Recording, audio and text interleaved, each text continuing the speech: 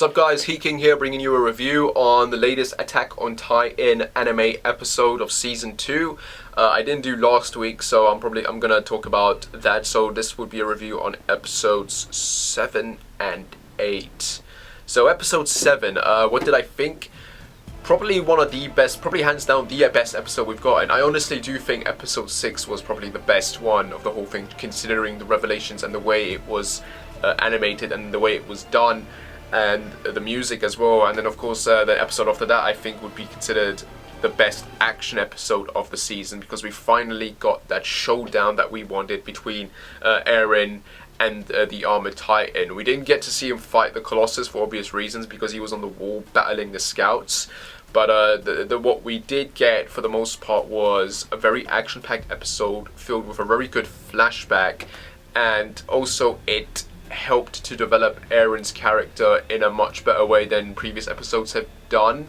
So yeah, let's start with the Colossus fight basically. The CGI with that is still iffy as hell. It's not the worst thing ever, but it is noticeable. But when it came to the 2D animation, just seeing Hanji and the rest of the scouts just zipping through, avoiding his arms and trying to attack him, that was great animation to see. So yeah, definitely a worthwhile part when it came to that aspect of the episode. As for the actual fight between Eren and the Armored Titan, Eren was pretty much getting his ass kicked in this episode, and really it wasn't until like the halfway point that he came, that he started to calm down a bit and collect these thoughts, that he was able to fight back and keep up with Reina finally. And this was mostly due with him having a flashback to his time training with the others, especially with Annie, who sort of basically taught him the move that he used against Reina in that episode. And it goes to show how quickly Eren can grow as a person and as a fighter, especially, and learn to control his emotions. I mean, usually he just screams out and goes for the kill, and it doesn't really work out. But when he actually puts his mind to it and thinks about what he's doing, he's actually a very capable fighter. I mean, especially in the manga, I believe it was said that Eren is the second best close quarters fighter, with Mikasa being the first, and I think Annie was the third. She could have been first or second, but I think because she was trying to keep a low profile, she ended up getting like third place. But yeah, Eren is basically the second best fighter of the group. And when you compare to how he was as a child to how he is now, he's definitely grown and he's definitely very capable. And it shows in this episode when he's tackling Reina and actually breaking through the armor, as well as listening to what Armin and Hanji are telling him. I have to say, that was a very nice, pretty moment of Hanji there when Eren responded to it. It's like a dream come true for her, like finally a Titan responding to what she asks of and says. So yeah, that was a very funny, sweet moment, as it were. But yeah, as a whole, the episode was very good, and you could clearly see that Reina was pretty much no match for Eren once he got his shit together. But in the end, it proved to be all in vain, because all Reina had to do was just call out to Bertolt, and no one realized that was a call for Bertolt to help him, and not a call to Titans in the area to come and save his ass. That wasn't the case, and Armin's plan to lure Reina to the wall basically backfired on them. And yeah, it was pretty much a disaster, because you got Bertolt just throwing himself down and dropping down right on top of Eren just as he was about to rip Reina out from his nape. So yeah, bad luck there, I guess. And also a moment with Mikasa as well, where she comes to the realization that she failed to kill Reina and Bertolt, and why that happened. And it's mostly because, as cold as Mikasa is, there is obviously a sensitive part to her. And yeah, she pretty much even says that she's not going to get a second chance like that. She could have basically decapitated the two of them very quickly, right there and there, and she flopped. She flopped for the most part, because that sensitive part, that part that sees them as her friends, her comrades, that part got in the way, and it screwed it up for her. So yeah, a moment with Mikasa there, obviously, and Connie also not knowing that Reina and Bertolt are the Titans, obviously, because he wasn't part of that group there, and he obviously didn't see what happened. So yeah, he's going to be in for a big shock and surprise when he discovers the truth about that. And yeah, it's really just sad, really, because he has no idea what's going on. He thinks they're in danger, and everyone else is just giving him that look, like he has no idea, and it just makes Connie look very innocent and sad, really. But yeah, overall, very good episode, probably a 9, maybe even 10 out of 10 episode, because that was a very good episode, very well paced, very good flashback, very good action sequences, very great character moments. So yeah, which brings us to episode 8 of season 2. So this episode, again, it starts off where the last one ended off. Bertolt throws himself down. There's a big, massive impact and explosion that basically sends all the characters flying, which also knocks Mikasa out as well. And in that space of time, Reina gets the upper hand and rips Eren out since he's knocked out now. And Bertolt comes out carrying Ymir, and he's got the 3D maneuver gear because he ate this other guy as he was taking Ymir to obviously take the 3D gear. We don't know who it was, and it wasn't important. The focus was on the 3D gear. That was what was important. And that's obviously what we see here as he's wearing it. And he takes Ymir and he jumps on Reina, and you know, he runs off. He runs off all the way from the wall towards the forest. And it basically cuts to 5 hours later with Mikasa waking up and realizing that Eren is gone and Armin is just trying to comfort her. We get a moment with Pixies and Erwin as well. You know, you got Sasha and another character I think coming there and pretty much telling them what's happened.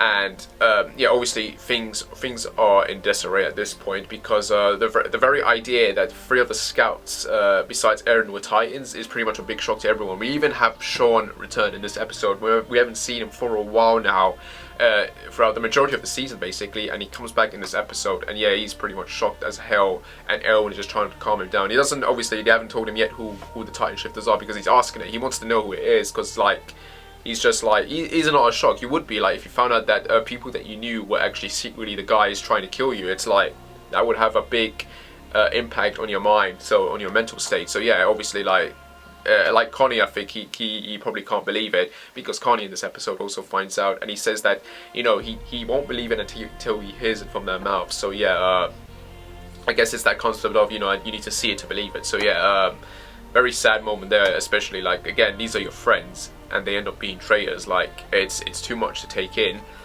And obviously we get a little moment with we get another flashback obviously with young Eren, Mikasa and Armin, where Eren tries to fight these bullies off that were picking on Armin. They stole his bread basically, and Mikasa comes in at the last minute and saves the day as usual, kicking ass. And we see Eren holding his own here as well. We also get a little moment of Heinous, who's just drunk, and he's just like, he's not even stopping this, he's encouraging it, and like he ends up getting into a fight as well with the shop keeper, I think, because the kids are just messing up his shop. So that fight breaks out until a soldier comes and stops it. So it's a very funny moment here.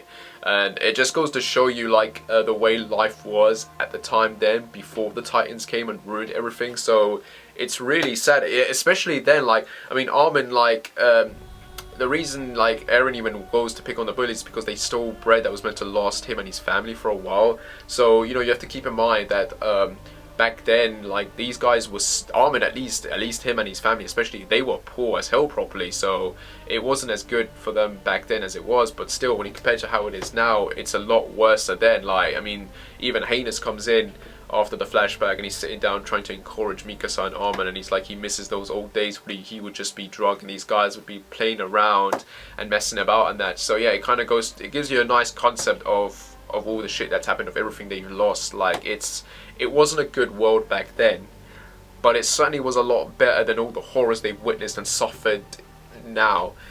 And yeah, it's a very nice moment because Heinous, he's never been, you know, when he was introduced, he was this very cowardly character. I mean, he did save the kid's life, but he even admitted he was a coward and he apologized for it. But you can see that he's sort of this moral support, at least this sort of, I guess you could argue, he's sort of this father figure for these guys. And I'd say he's like their uncle, really. Their naughty or drunken uncle who, you know, who just tries to have fun. And he's here encouraging these two kids, giving them these rations and telling them that they're gonna go and get Eren back. And surprise, surprise, in a nice twist of fate, you got Erwin and the military police joining them as well, and they're running with horses on the walls. I mean, they're not even coming from the ground, they're on the walls, racing down. And the entire group just meets up, and Hanji in her burnt and knocked out state, like, still manages to move and tell these guys where Eren and the others might be, pretty much telling them that, you know, they can't move through the day, they're probably going to be waiting till night to get the hell out, because if they're going to wait till day, they're probably going to get swarmed and eaten by titans. So yeah, they'd most likely be hiding in the forest at this point. And at this point, the plan is pretty much formed, and these guys start racing off because they only got till like midnight, I think, or till night before like night settles to get Eren back. So yeah, it's basically a race against time at this point. Everyone's going in for it. So yeah, no Levi unfortunately because he's obviously injured, so he can't join the fight. But we got Erwin there, we got Sean there, and everyone else there. So yeah, it's a nice group of rescuers. Where the episode pretty much ends with Eren waking up. His arms are missing, either cut off or bitten off when Reina was trying to get him out. And we see Ymir there, her arms and legs are regrowing, steam's pouring out. Same with Eren obviously, and Reina and Bertold on the tree branches overlooking them. So yeah, a very tight spot that these guys have found themselves in. And you know, the big question is now comes is how they're gonna get out. So yeah, this episode as a whole adapted only one chapter basically, just like and I think last week adapted two, so that adapted two, this one adapted one. Next week next week is not going to be an action episode either. It's going to be a talking episode. I can already see people starting to get tired. I think there's a lot of people watch this just for the action, which is very sad. I mean, this has a very good story and very good characters and very good development, and a lot of people just want to get to the action. I feel very nervous if we get season 3 and it only adapts the Uprising arc, because I really want to see that arc adapted to its full potential, and I don't want the series to lose its steam or get cancelled because idiots are mouthing off that there's not enough action. But yeah, as a whole, this episode was good as well, very good in terms of an aftermath and giving us some time with these characters and their thoughts. And next week we're gonna get some time with Reina, Bertold, Ymir, and Eren especially, and find out maybe perhaps why they're after him. And then the week after that, we're gonna probably be in for some rough time in terms of the scouts getting there to rescue them. But yeah, overall good episode, same as last week's, and yeah, definitely worth it. As anyway, guys, if you like my review, as always, like and subscribe, whatever, and I shall see you when I shall see you. Take care and bye.